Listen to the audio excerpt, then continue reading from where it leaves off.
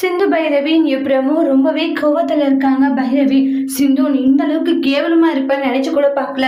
உன்னுடைய வாழ்க்கைக்காக என்னுடைய வாழ்க்கையை நீ இப்படி அழிச்சுட்டேன்றாங்க. பைரவி, நான் அப்படி நினைச்சு எதுவும் பண்ணல, என்னை மன்னிச்சிருன்றாங்க. போத நிப்பாட்டி இப்படி எல்லாம் உனக்கு நடந்திருக்க கொஞ்சம் கூட அசிங்கமா இல்லையா? நான் எந்த அளவுக்கு மேலே நம்பிக்கை வச்சேன், ஆனா வச்ச நம்பிக்கை இப்படி நீ சுக்குநீரை ஒடிச்சிட்டே என்னுடைய வாழ்க்கையை நீ அழிச்சுட்டே அப்படின்ட்டு எல்லாம் சொல்லிட்டு பயங்கரமா சண்டை போட்டுக்கிட்டு இருக்காங்க. பைரவி சிந்து கிட்ட நான் எவ்வளவு ஆசைகளோட கனவுகளோடு இருந்தேன் தெரியுமா? என்னுடைய படிப்பு, என்னுடைய லட்சியம் எப்படியெல்லாம் நினைச்சேன். ஆனா போயும் படிக்காத முட்டாள் அந்த ஆறுமுகத்தை கல்யாணம் பண்ணிக்க வேண்டிய நிலைமை வந்துடுச்சு. அது காரணம் நீ.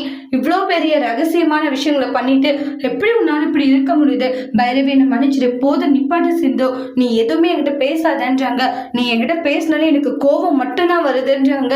நான் எல்லாருக்கிட்டையும் உன்னை விட்டு கொடுக்காது எந்த அளவுக்கு பேசினேன் தெரியுமா? ஏன்னா என் சிந்து அப்படிப்பட்டவில்லை, அவன் நல்லவன் சொல்லிட்டு அவ்வளவு பெருமையை புகழ்ந்து பேசின. ஆனா நீ இந்த அளவுக்கு கேவலமான ஒரு காரியம் பண்ணியிருக்க.